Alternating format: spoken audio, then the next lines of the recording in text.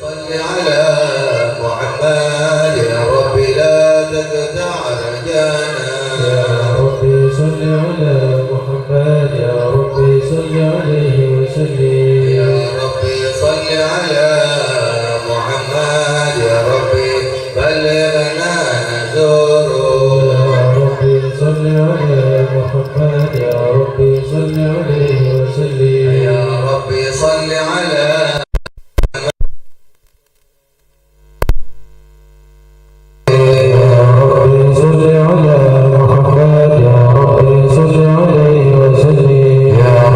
صل على محمد يا ربي حفظانك وأمانك يا ربي صل على محمد يا ربي صل عليه وسلم يا ربي صل على محمد يا ربي واسقنا جنانا يا ربي صل على محمد يا ربي صل عليه وسلم يا ربي صل على محمد يا ربي أجرنا من عذابه يا ربي صل على محمد يا ربي صل عليه وسلم يا ربي صل على محمد يا ربي وارزقنا الشهادة يا ربي صل على محمد يا ربي صل عليه وسلم يا ربي صل على محمد يا ربي صل عليه وسلم يا ربي صل على محمد يا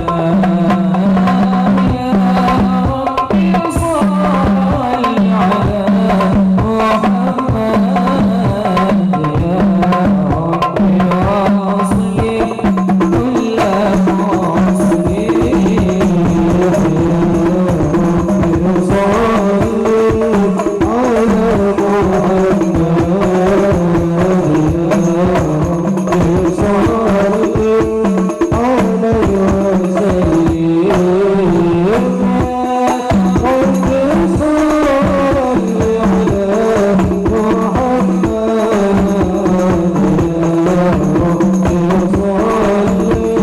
صل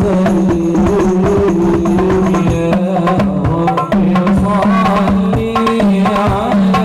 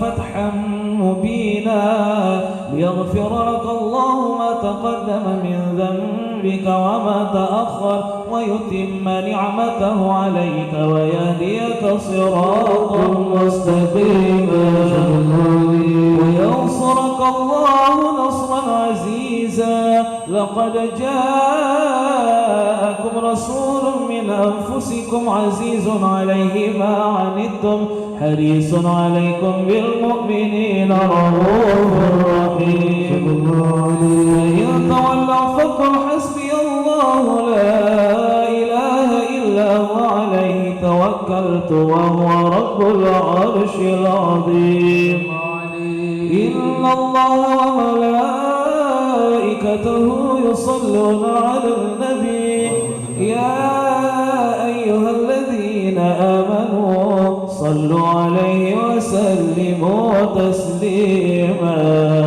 اللهم صل وسلم وبارك عليه. بسم الله الرحمن الرحيم الحمد لله القوي الغالب الولي الطالب الباعث الوارث المالح السالب عالم الكائن والبائن والزائل والذاهب يسبحه الآخر والماهر والطالع والغارب ويوحده الناطق والصامت والجامد والذائب يضرب بعدله الساكن ويسكن بفضله الضارب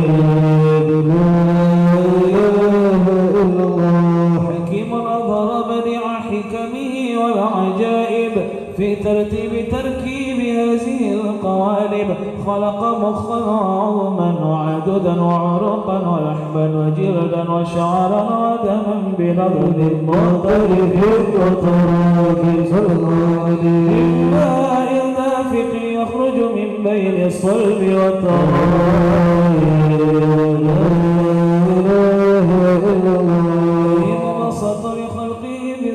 كرمه والمواهب ينزل في كل ليلة إلى السماء الدنيا وينادي هل من مستغفر هل من تائب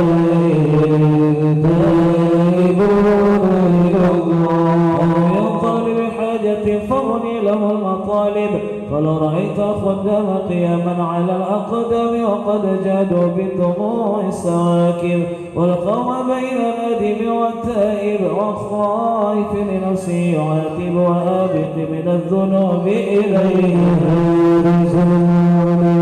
لا يزالون في الاستغفار حتى يكف كف النهار ذيول الغياهب فيعودون وقد فازوا بالمطلوب وأدركوا رضا المحبوب ولم يعد أحد من القوم وهو خالد لا إله إلا الله سبحانه وتعالى من ملك أوجد نور نبيه محمد صلى الله عليه وسلم من نوره قبل أن يخلق آدم من الطين اللازب وعرض فخره على الأشياء وقال هذا سيد الأنبياء وأجل الأصفياء وأكرم الحباب اللهم صل وسلم وبارك عليه وعلى آله اللهم صل وسلم وبارك عليه وعلى آله صلى الله عليه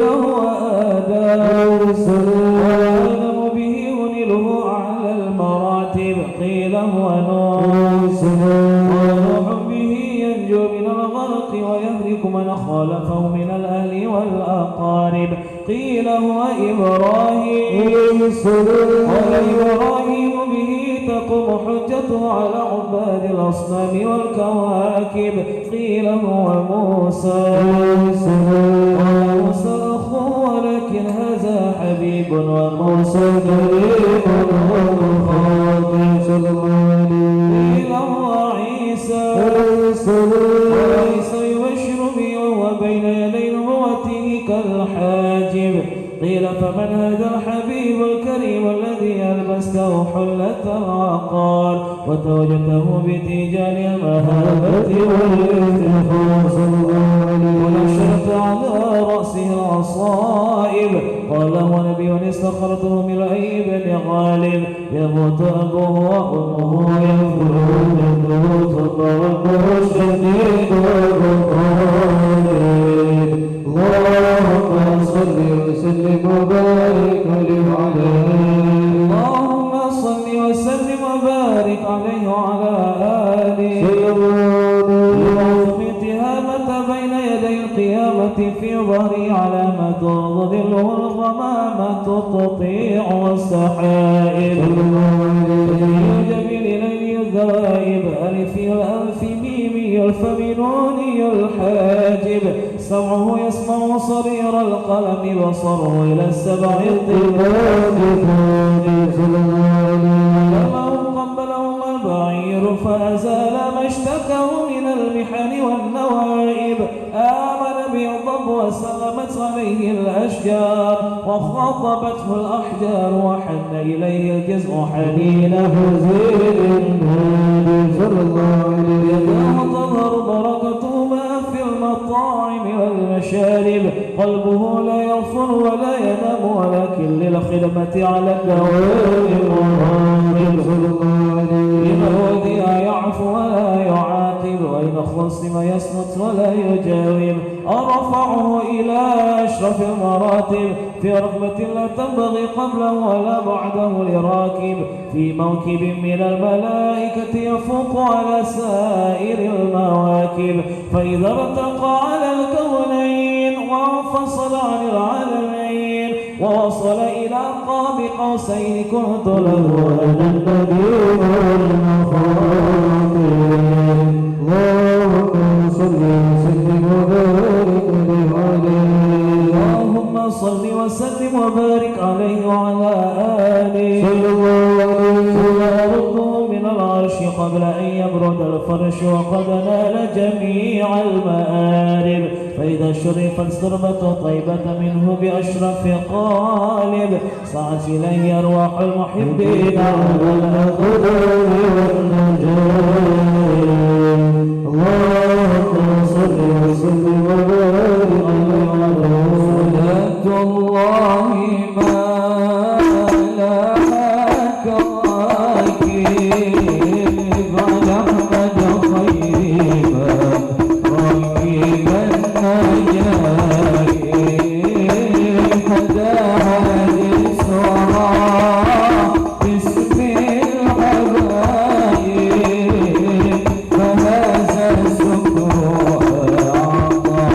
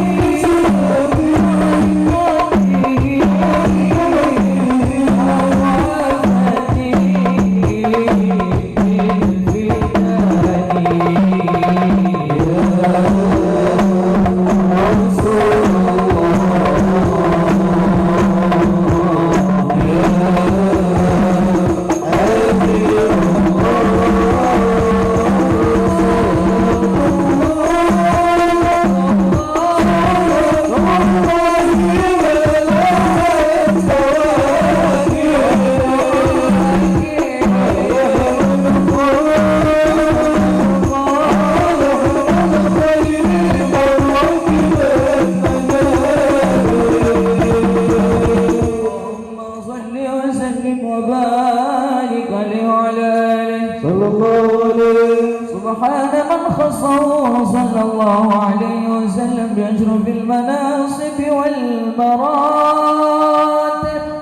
أحمده على ما منح من المواهب، وأشهد أن لا إله إلا الله وحده لا شريك له رب المشارق والمغارب صلى الله عليه. وأشهد أن سيدنا محمدا عبده ورسوله المبعوث إلى سائر العاجم والأعارب صلى الله عليه وسلم وعلى آله وصحبه أولي المآثر والمناقب صلى الله عليه. صلاة وسلاما دائمين متلازمين يأتي قائلهما يوم القيامة غير خائب.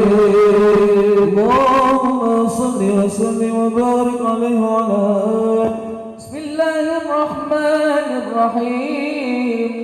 أول ما نستفتح بإيراد حديثين في نبي كان قدره عظيما ونسبه كريما وصراطه مستقيما صلى الله عليه. قال في حقه من لم يزل سميعا عليما إن الله وملائكته يصلون على النبي يا أيها الذين آمنوا صلوا عليه وسلموا تسليما. اللهم صل وسلم وبارك عليه وعلى آله. اللهم صل وسلم وبارك عليه وعلى آله. صلى الله عليه. الحديث الأول عن بحر العلم الدافق ولسان القرآن الناطق أوحد علماء الناس سيدنا عبد الله بن سيدنا العباس رضي الله عنهما عن رسول الله صلى الله عليه وسلم أنه قال: إن قريشا كانت نورا بين يدي الله عز وجل قبل أن يخلق آدم ب1000 عام يسبح الله ذلك النور وتسبح الملائكة بتسبيحه. فلما خلق الله آدم أوضع ذلك النور في طينته. قال صلى الله عليه وسلم: فأهبطني الله عز وجل إلى الأرض في ظهر آدم وحملني في السفينة في صلب نوح وجعلني في صلب الخليل إبراهيم حين قذف به في النار. ولم يزل الله عز وجل ينقلني من الأصلاب الطاهرة إلى الأرحام الزكية الفاخرة حتى أخرجني الله من بين أبوي وهما لم يلتقيا على سفاح القمر. اللهم صل وسلم وبارك عليه وعلى آله. اللهم صل وسلم وبارك عليه وعلى آله. الحديث الثاني عن عطاء بن يسار عن كعب الأحبار قال: علمني أبي التوراة إلا سفرا واحدا كان يختمه ويدخله الصندوق، فلما بات بي فتحته فإذا فيه نبي يخرج آخر الزمان.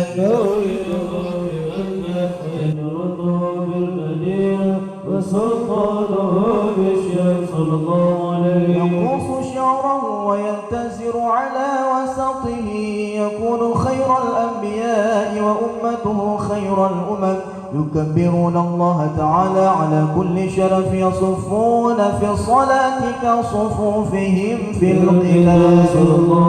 قلوبهم مصاحفهم يحمدون الله تعالى على كل شدة ورخاء.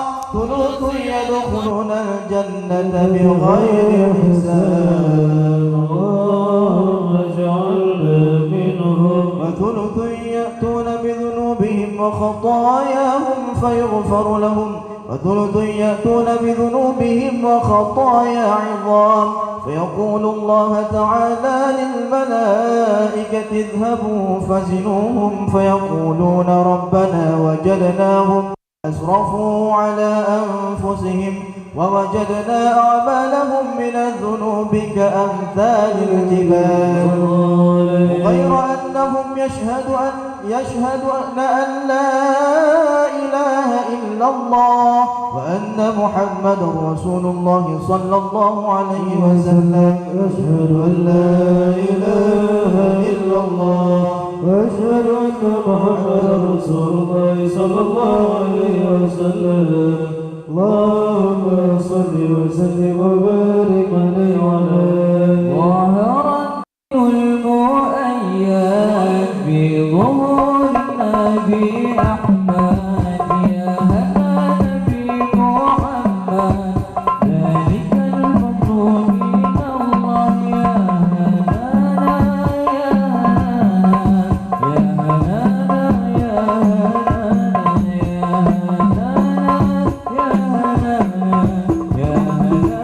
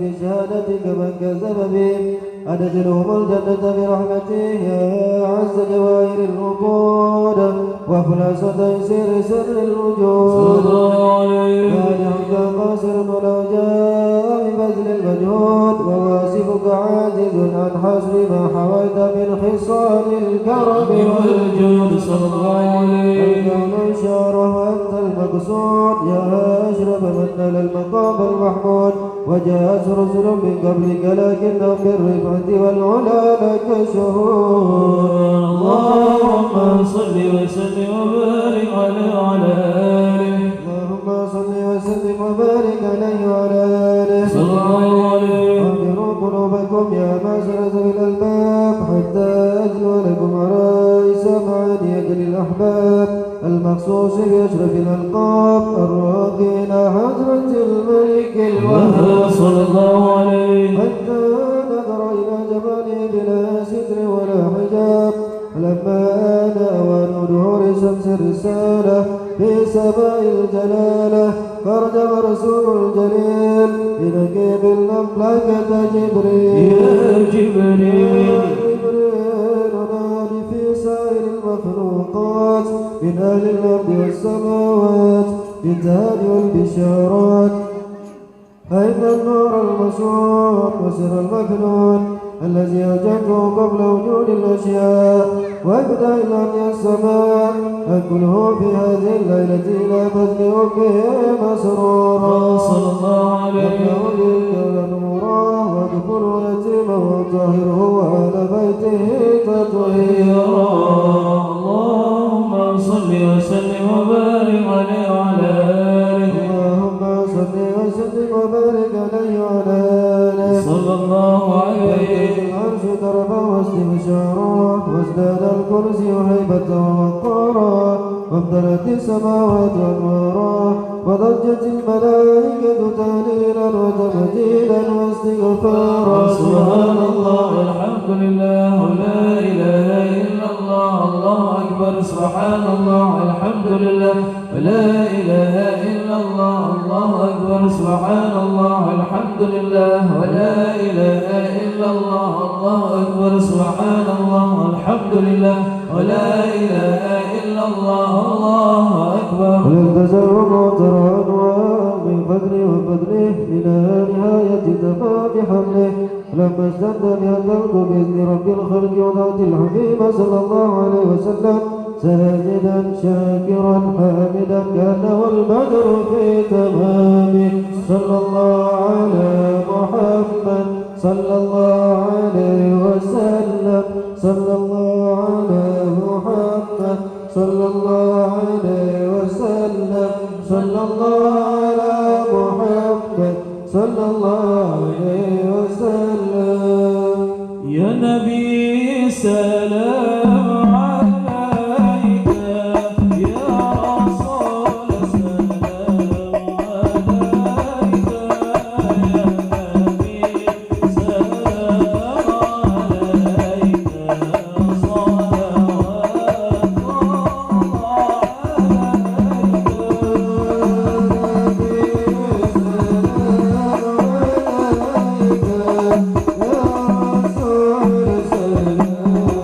عليك.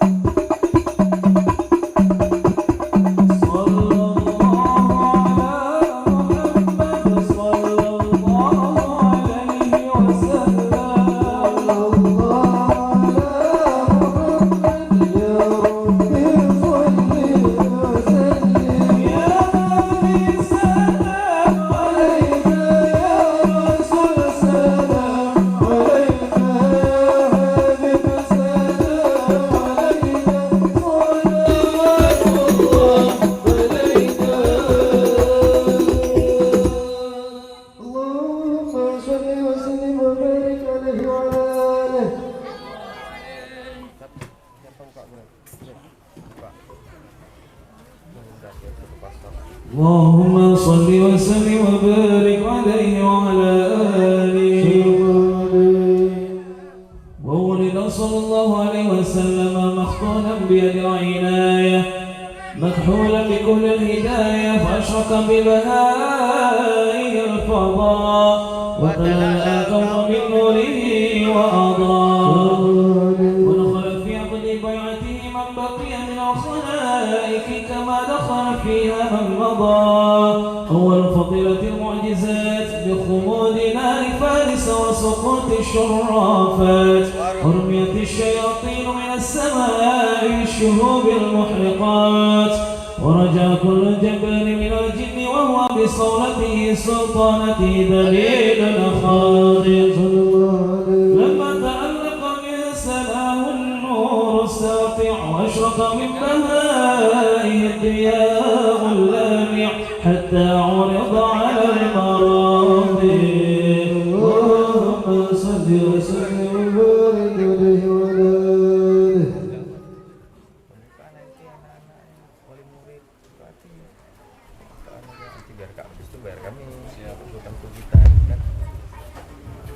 Assalamualaikum warahmatullahi wabarakatuh. Alhamdulillah, wassalatu wassalamu ala rasulillah Sayyidina Maulana Muhammadin Abdullah wa ba'du. Dan bersyukur marilah sama-sama kita haturkan kehadirat Allah Subhanahu wa taala di malam yang amat berkah dan mulia ini. Allah telah memberikan kepada kita sehat badan, sehat pikiran, nikmat dan berkah daripada salawat kepada Nabi dan Rasulullah Muhammad sallallahu alaihi wasallam. Allahumma shalli alaihi. Salawat dan salam kepada baginda Rasulullah Muhammad sallallahu alaihi wasallam beserta keluarga dan sahabat sekalian. Wa ikraman kami kepada Al-Habib Hikal Al-Attas, guru kami yang mulia. Mudah-mudahan Allah berikan kesehatan, Allah berikan tenaga, kekuatan untuk terus berjuang di jalan Allah, untuk menjalankan syariat Allah sampai akhir hayat. Amin ya rabbal alamin. Allah itu juga kami ya Allah sampaikanlah ya Allah, semoga kami nantinya dikumpulkan oleh Allah bersama Rasulullah sallallahu alaihi wasallam. Amin ya rabbal alamin. Hadirin hadirat kaum muslimin muslimat rahimakumullah. Saya mewakili dari pimpinan TPK Al-Ikhlas pertama sekali mengucapkan ribuan terima kasih kepada Al-Habib yang telah memberikan waktu kepada kami, dan ini semua terencana atas berkat pertama sekali doa dari orang-orang tua kami, guru-guru kami, dan tentunya permintaan dari anak-anak kami yang mengaji di sini. Mereka ini setiap tahun ingin terus berselawat berganti-ganti. Jadi kadang-kadang siapapun itu atas nama yang penting bersalawat kepada Rasulullah. Namun demikian tentunya Al-Habib ini kami minta semoga apa yang kami baca hari ini kepada Allah, kami minta semoga menjadi keberkahan terutama bagi tempat ini. Semoga menjadi berkah dan menjadi tempat di mana selalu mengkaji ilmu agama dan mengkaji bidang sejarah Maulid Nabi Muhammad SAW. Kemudian yang kami muliakan juga kepada guru-guru kami yang telah berhadir, para syekh, para hadrah yang telah kiranya meluangkan waktu, kami mengucapkan ribuan terima kasih. Wabil khusus kepada seluruh hadirin hadrat kaum muslimin muslimat yang dirahmati Allah. Saya hanya singkat saja mewakili daripada pimpinan TPK Al-Ikhlas, tentunya mengucapkan ribuan terima kasih sekali lagi, dan tentunya kadang-kadang ada yang kurang berkenan, ada yang kurang pas dari sisi tempat, kadang ada yang di rumah, ada yang di jalan, maka ini kami mohon maaf dengan sebesar-besarnya. Namun tentunya kami minta nasihat nanti kepada Al-Habib sedikit nasihat, tausiah, kisah-kisah yang berhubungan dengan Rasulullah, semoga tentunya menjadi berkah bagi kita semua. Maka inilah kiranya pembukaan singkat daripada saya. Mohon maaf atas segala kesilapan dan kekurangan. Adallahu wa yakum ajma'in. Assalamualaikum warahmatullahi wabarakatuh. Assalamualaikum warahmatullahi wabarakatuh. Alhamdulillah, alhamdulillah gawi sultanuh. Allahumma salli wa sallim ala sayyidina Muhammadin miftahi babi rahmatillah adada ma fi ilmillah salatan wa salaman daimain bidawail mulkillah. Amma ba'd. Alhamdulillah, segala puji syukur kehadirat Allah Subhanahu wa taala yang masih memilih kita dan memberikan kita kesehatan bisa untuk berselawat kepada baginda Nabi Muhammad sallallahu alaihi wasallam. Dan dalam lingkungan ini termasuk semuanya yang hadir di sini lingkungan orang-orang yang beriman. Amin ya rabbal alamin. Yang kita muliakan, yang kita cintai, ta'zim wa ikraman kepada Tengku Ikhwanuddin SPDI, mudir daripada TPA Al-Ikhlas. Kita doakan beliau dan keluarga beliau sehat walafiat, panjang umur, dimudahkan rezekinya dan selalu dalam keberkahannya Allah Subhanahu wa taala.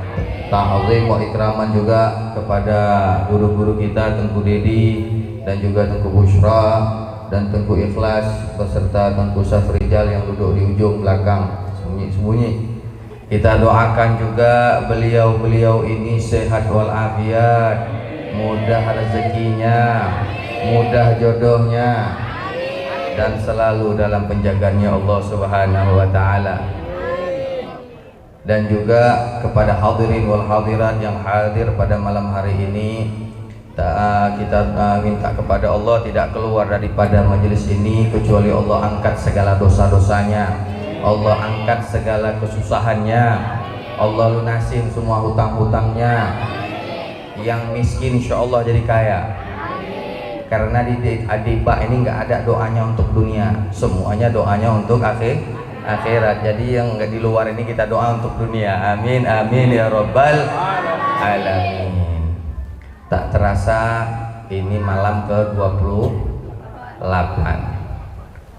Berapa hari lagi kita telah meninggalkan bulan Rabiul Awal. Bulan Rabiul Awal ini bulan al-hubb, bulannya cinta, bulan bagi para perindu, bulan bagi para pecinta baginda Nabi Muhammad. Sedikit mengenang, kalau di kampung-kampung mungkin setelah ini, setelah bulan Rabiul Awal, mereka ini menabung. Misalnya bebek masih kecil, nanti ini untuk ke mulut tahun ugu, tahun depan. Jadi kita orang tua kita dulu udah simpan, misalnya kok di kampung disimpan olive, di pidi, sigli sana, itu disimpan di beras untuk maulid. Itu menandakan cintanya sudah begitu besar kepada baginda Nabi Muhammad Shallallahu Alaihi Wasallam. Yang diingat bulan Rabiul Awal, itu berarti sudah mempunyai kebesaran cintanya baginda Nabi Muhammad Shallallahu Alaihi Wasallam. Jadi kita lihat kita punya diri ini bagaimana ini, ada nggak rasa cinta kita, ada nggak perbuatan kita yang mencerminkan kerinduan kita kepada baginda Nabi Muhammad. Contoh, ini setelah Rabiul Awal ada lagi nggak maulid? Apakah kita pikirkan untuk menjalankan maulid? Ada nggak? Contoh gini aja, yang mau tunangan kita bilang, yang sudah bertunangan mau jumpa sama orang tuanya, itu malam pun nggak bisa tidur, malam nggak bisa nggak mikirin siapa, orang yang dicinta, orang dicintai, malam nggak bisa tidur. Bikin kim kan? Belum nah. Nyok berat masalah cintanya. Jadi kita ingin mengetahui bagaimana rasa cinta kita kepada baginda Nabi Muhammad Shallallahu Alaihi Wasallam. Kita baca diri kita, apakah cenderung kita punya hati ini memikirkan majelis-majelisnya baginda Nabi Muhammad? Apakah kita sering memikirkan bagaimana berjalannya majelis-majelisnya baginda Nabi Muhammad Shallallahu Alaihi Wasallam? Sedikit daripada kisah daripada sahabat Nabi Shallallahu Alaihi Wasallam, yaitu ketika Nabi Muhammad pulang daripada peperangan. Ini khususan buat ibu-ibu. Ibu-ibu waktu di zaman Ansor itu sudah ramai. sudah ramai. Di sini pun ramai. Jadi ibu-ibu di mana-mana ramai. Sampai di neraka pun ramai. Tapi ibu-ibu yang hadir pada malam ini ramainya di surganya. Sudah ada tempat di surga. Jadi wanita-wanita Ansor ini ketika Nabi Muhammad SAW beserta sahabat pulang daripada peperangan, yang dirindukan oleh wanita-wanita Ansor, ibu-ibu kaum wanita Ansor adalah sosok baginda Nabi Muhammad SAW. Mereka ini tidak memikirkan anaknya, mereka ini tidak memikirkan suaminya, apalagi adik-adiknya, saudara-saudaranya yang lain. Tapi wanita-wanita tersebut memikirkan bagaimana Rasulullah Sallallahu Alaihi Wasallam. Begitu dengar suaminya syahid, begitu dengar anaknya syahid, begitu dengar adik-adiknya syahid, semuanya kecil setelah di depan Rasulullah Sallallahu Alaihi Wasallam. Kesedihan tersebut tertutup dengan hadirnya baginda Nabi Muhammad Sallallahu Alaihi Wasallam. Jadi apapun musibah setelah daripada jumpanya Nabi Muhammad Sallallahu Alaihi Wasallam, semuanya kecil. Yang dipikirkan adalah keselamatan baginda Nabi Muhammad Sallallahu Alaihi Wasallam. Itu kaum wanita, apalagi sahabat-sahabat yang laki. Mereka tunggu di pintu Madinah menyambut Rasulullah. Begitu juga kisah daripada sebatang pohon kurma. Ini sudah ma'ruf ceritanya. Batang pohon kurma sebelum dibuat mimbar, ya senak mimbar ada tangganya, Nabi bertompang di pokok kurma, di pelepah. Di pelepah kurma tersebut Nabi bertompang. Tetapi begitu dibuat mimbar, naik mimbar.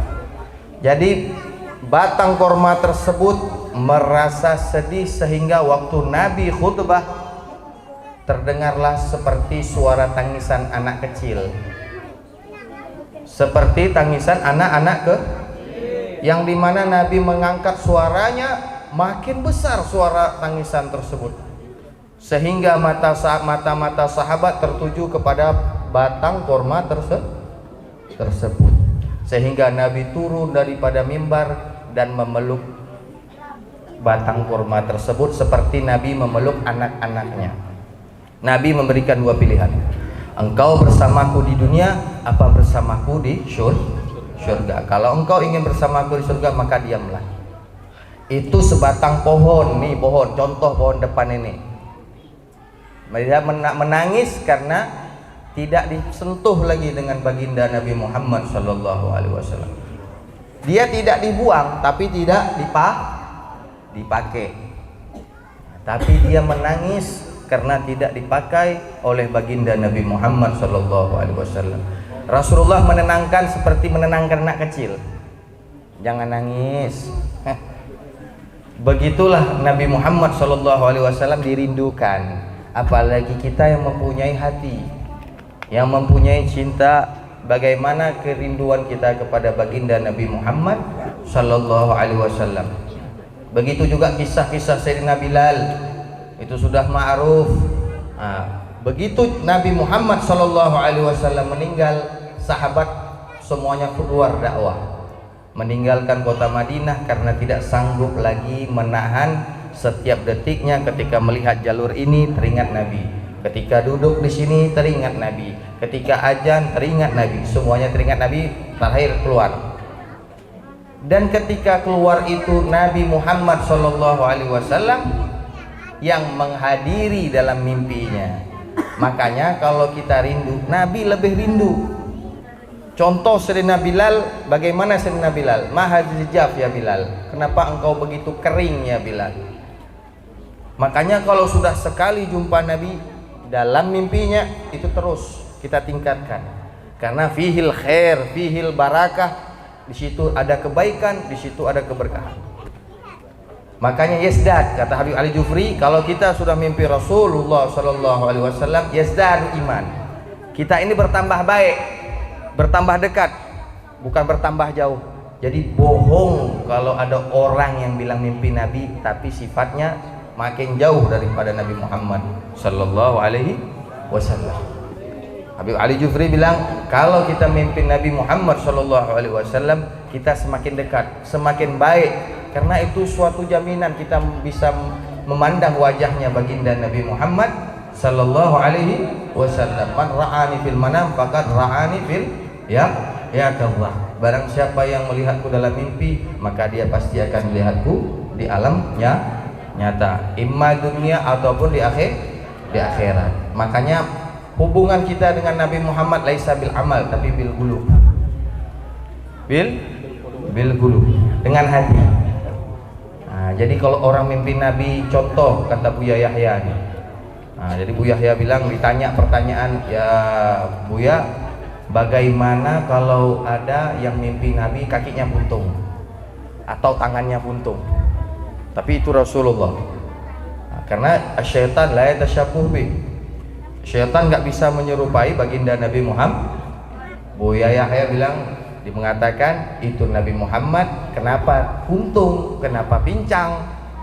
Nah, itu tandanya begitulah kadar cinta kita kepada baginda Nabi Muhammad. Jadi nggak sempurna, belum sempurna. Maka tambah lagi selawatnya, tambah lagi kecintaannya, tambah lagi kita hadir di acara Maulid Nabi Shallallahu Alaihi Wasallam. Jadi yang kita nampak dalam mimpi itu hanya ukuran daripada kecintaan kita. Belum lengkap, belum sempurna. Nah, makanya kita benar-benar dalam hadir Maulid niat dulu yang penting. Hadir Maulid niat. Jadi niat kita apa? Niatnya nggak usah dunia, ya dunia ada juga penting. Kalau nggak dunia nggak bisa juga. Tapi niat yang paling utama kita mendapatkan syafaat dari Rasulullah Sallallahu Alaihi Wasallam. Karena Nabi Muhammad ini memang ahsanul mukafah. Nabi Muhammad ini paling bagus yang membalas budi. Jadi Nabi ini kalau kita rindu, Rasulullah lebih rindu lagi. Nah, jadi Nabi Muhammad Sallallahu Alaihi Wasallam merindukan kita, umat-umatnya yang setelah daripada sahabat-sahabat kita ini. Jadi kecintaan kita kepada Nabi Muhammad Sallallahu Alaihi Wasallam, inilah di majelis ini kita ajak orang untuk mencintai Nabi Muhammad, bukan mencintai majelisnya, bukan mencintai Habib Haikalnya, bukan mencintai pemain-pemain hadronya, tapi kita ajak saudara-saudara kita mencintai daripada baginda Nabi Muhammad Sallallahu Alaihi Wasallam. Insya Allah dengan keberkahan Maulid Nabi Sallallahu Alaihi Wasallam ini yang hadir, ini anak-anak, adik-adik ini, insya Allah ini adik-adik bentar lagi ganti kami di sini. Ini nanti insya Allah keluar daripada TPA ini pejuang-pejuangnya Allah, pejuang-pejuang syariat, ulama al-amilin, yang benar-benar ulama, bukan ulama yang imannya diamplobi. Ini ulama-ulama banyak sekarang, banyak ulama ulama adu domba, banyak ulama yang mengajak kepada firqahnya, kegolongannya, bukan mengajak takut kepada Allah, bukan ulama yang mengajak kepada mendekat kepada Rasulullah Sallallahu Alaihi Wasallam. Semoga dengan berkat kita majelis ini Allah ampunkan dosa-dosa kita, Allah mudahkan seluruh urusan kita, dan juga kita minta juga kepada guru kita Tunggu Safrijal, Safrijal nah. Udahlah jauh kali, tunggu ikhlas saja untuk sedikit menambahkan untuk keberkahan pada malam hari ini. Itu tunggu kita persilakan dengan segala hormat.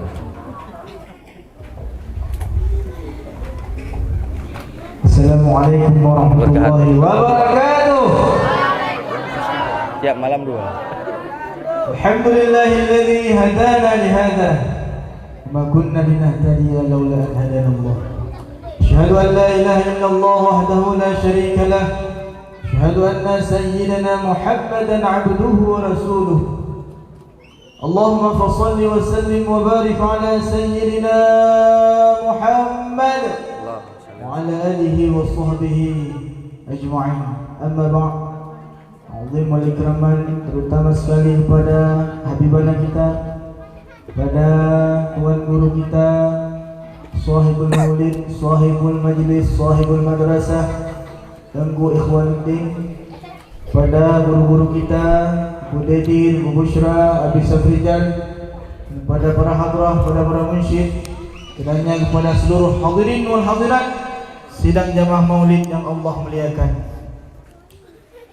Dalam kitab Tanqihul Qaul pada sebuah hadis masalah tarbiyah aulad, mendidik anak-anak, Rasulullah mengatakan akrimu auladakum wa ahsinu adabahum. Muliakanlah anak-anakmu dan baguslah adab mereka semua. Pada hadis itu diceritakan daripada Abi Dzar, pada suatu hari Abi Dzar sedang mendengarkan hadis-hadis wahyu-wahyu yang disampaikan oleh Rasulullah sallallahu alaihi wasallam.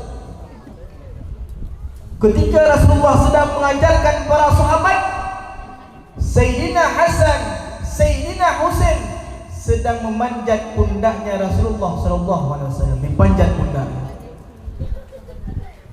Rasulullah sangat sabar, sangat cinta kepada cucunya. Beliau tidak mengatakan apa-apa. Beliau langsung dengan sederhananya mengajarkan hadis kepada para sahabat. Lalu ditengoklah oleh Sayyidina Ali. Sangat marah Sayyidina Ali karena tidak punya adab kepada Rasulullah sallallahu alaihi wasallam. Diambil Hasan dan Husain, ditepuk di pantatnya, batankan. Al-adabu khairul lakuma. Adab ini lebih baik bagi mereka berdua, wahai Rasulullah. Ya Ali, jangan engkau pukul cucuku, jangan engkau bentak-bentak cucuku. Itu buah hatiku, itu cendera mataku, itu tempat beristirahatkan hatiku di saat lelah, di saat susah. Inilah Hasan dan Husain, cucu yang mengalir darahku, jangan pernah engkau pukul. Apa kata Sayyidina Ali? Sami'na wa ata'na. Beliau mengiyakan dan mentaati apa kata Rasulullah. Selesai itu tiba-tiba turunlah malaikat Jibril. Apa kata malaikat Jibril kepada Rasulullah sallallahu alaihi wasallam? Ya Muhammad, jangan engkau salahkan Sayyidina Ali, karena dia itu sedang mengajari adab untuk anaknya. Kata malaikat Jibril, siapapun orang yang mau dimudahkan rezekinya oleh Allah, maka fa'alaihi bita'limi wa ta'dibi, maka wajib di atasnya mengajari agama untuk anaknya dan memberikan adab untuk anaknya. Maka alangkah eloknya kita sekarang kita bertanya kepada diri kita sendiri, kenapa kita menjadi orang yang susah? Mengapa kita menjadi orang yang miskin? Padahal kita sangat ingin kekayaan. Itulah puncanya. Kita punya anak, tapi anak kita tidak pernah kita didik dalam agama. Anak kita tidak pernah kita kasih ngaji. Walau apakah ngaji? Salat pun tidak pernah kita suruh. Itulah kita. Maka jangan semena-mena kita kepada anak. Baguskan adabnya. Tidak bisa belajar, kasih pengajian, kasih madrasah ibtidaiyah seperti TPA kepada guru kita, kita antar anak kita untuk bisa dia besok akan jadi orang yang memperjuangkan agama Allah. Kalau generasi kita habis, siapa lagi yang mencintai Rasulullah? Siapa lagi yang membawa Ahlus Sunnah wal Jamaah? Anak-anak kita lah yang menjadi penyokong bagi kita. Maka di saat itu kata Rasulullah kepada para sahabat, wahai sahabat-sahabatku, siapapun mereka yang mendidik anaknya, yang membaguskan adab-adab kepada anaknya, maka Allah akan memberikan rezeki yang cukup kepadanya dengan berkat syafaat yang dimiliki anak itu. Anak pun punya syafaat, tapi harus kita didik baru keluar syafaatnya. Tapi siapapun waman taraka jahilan, siapapun yang meninggalkan anaknya dalam keadaan bodoh tentang agama, maka dosa-dosa yang dimiliki oleh anak itu terpundakkan di atas ayah dan ibunya. Na'udzubillah, tsumma na'udzubillah. Mungkin inilah sedikit menjadi cerahan kepada kita agar kita mendidik anak-anak kita untuk bisa memuliakan Allah dan esoknya dia memuliakan kita dan guru-gurunya. Amin ya rabbal alamin. Wabillahi taufiq wal hidayah. Wassalamualaikum warahmatullahi wabarakatuh. A'udzu billahi minasy syaithanir rajim. Bismillahirrahmanirrahim. Alhamdulillahi rabbil alamin. Allahumma salli wa sallim wa barik ala sayyidina Muhammadin wa ala alihi wa sahbihi ajma'in. Ja'alana Allah wa iyyakum mimman yastawjibu syafa'atahu wa yarju min Allah rahmatahu wa ra'fatahu. Allahumma bihurmati hadzal nabiyil karim wa alihi wa ashabihi salikin ala manhajihil qawim. اجعلنا من خيار أمته واسترنا بذيل حرمته واحشرنا غدا في زمرته واستعمل ألسنتنا في مدحه ونصرته وأحينا متمسكين بسنته وطاعته وأمسنا اللهم على حبه وجماعته. اللهم أدخلنا معه الجنة فإنه أول من يدخلها وأنزلنا معه في قصورها فإنه أول من ينزلها وارحمنا يوم يشفع للخلائق فترحمها. اللهم ارزقنا زيارته في كل سنة ولا تجعلنا من الغافلين عنك ولا عنه قدر سنة. اللهم لا تجعل في مجلسنا هذا أحدا إلا غسلت بماء التوبة ذنوبه وسترت برداء المغفرة عيوبه. اللهم إنه كان معنا في السنة الماضية إخوان رحمهم الله منعهم القضاء عن الوصول إلى مثلها فلا تحرمهم ثواب هذه الساعة وفضلها. اللهم ارحمنا إذا صرنا من أصحاب القبور ووفقنا لعمل صالح يبقى سنه على ممر الدهور. اللهم اجعلنا لآلائك ذاكرين ولنعمائك شاكرين وليوم لقائك من الذاكرين وأحينا بطاعتك مشغولين. وإذا توفيتنا فتوفنا غير مفتون ولا مخذول واختم لنا منك بخير أجمعين. اللهم اكفنا شر الظالمين. اللهم اكفنا شر الظالمين. اللهم اكفنا شر الظالمين واجعلنا من فتنة هذه الدنيا سالمين. اللهم اجعل هذا الرسول الكريم لنا شفيعا وارزقنا به يوم القيامة مقاما رفيعا. اللهم اسقنا من حوض نبيك محمد صلى الله عليه وسلم شربة هنيئة مريئة لا نظمأ بعدها أبدا واحشرنا تحت لوائه غدا. اللهم اغفر لنا به ولآبائنا ولأمهاتنا ولمشايخنا ولمعلمينا وذوي الحقوق علينا ولمن أجرى هذا الخير في هذه الساعة وجميع المؤمنين والمؤمنات والمسلمين والمسلمات الأحياء منهم والأموات إنك قريب مجيب الدعوات وقاضي الحاجات وقاضي الحاجات وقاضي الحاجات وغافر الذنوب والخطيئات يا أرحم الراحمين يا أرحم الراحمين يا أرحم الراحمين.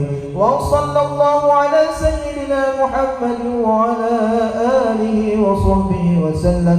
سبحان ربك رب العزة عما يصفون وسلام على المرسلين والحمد لله رب العالمين. الفاتحة. ورحمة الله. أعوذ بالله من الشيطان الرجيم.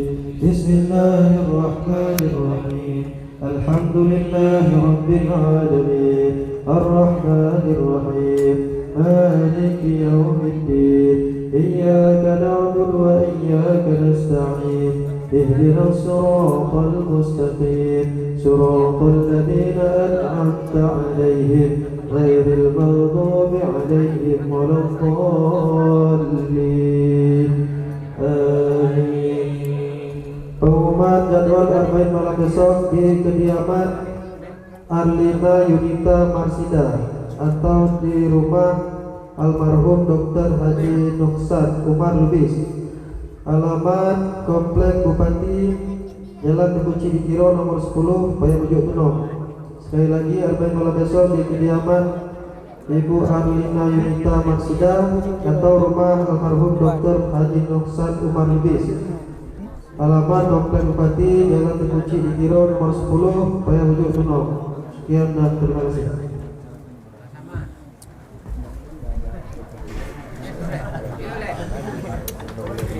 يا حياة الروح والشافع للملا غصة مجروحة من حرير الله يا من في المعاني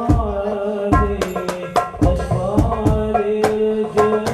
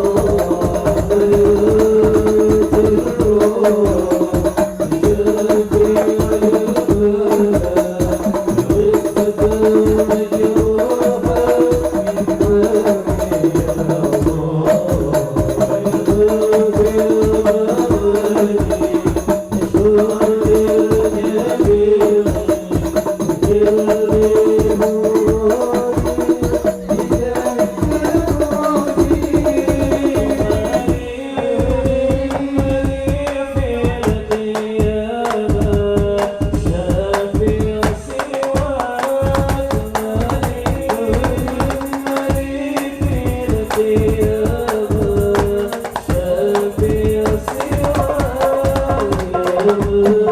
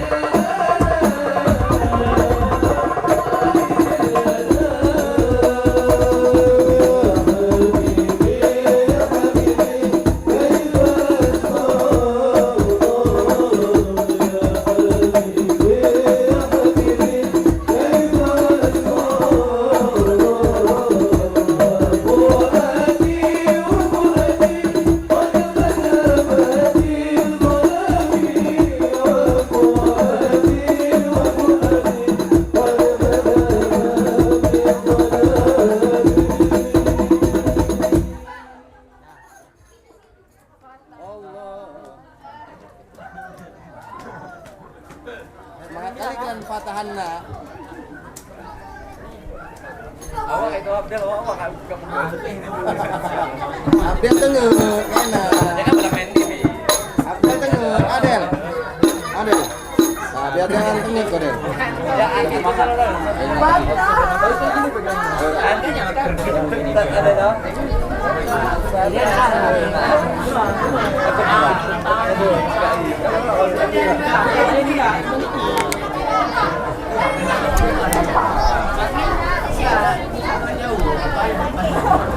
Kalau lepas kemen tuh aja. Kalau dia main ini kan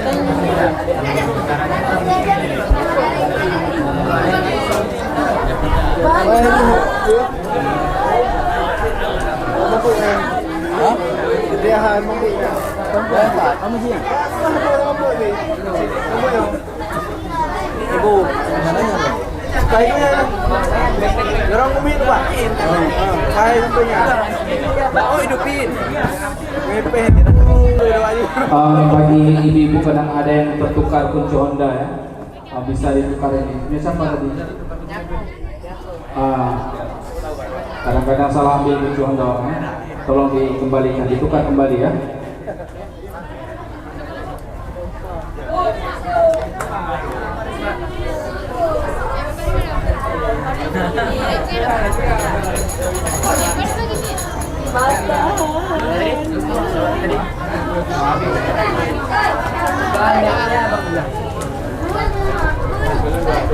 Oh, lagi sadar. Saya tidak balik kasih tahu kita. Saya mendengar yang ini dari ini.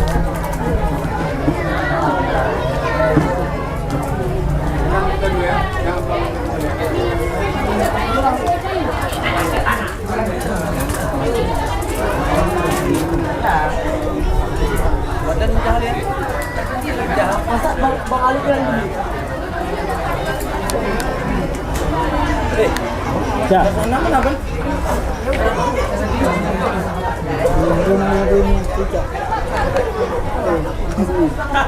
Aku casa di sini.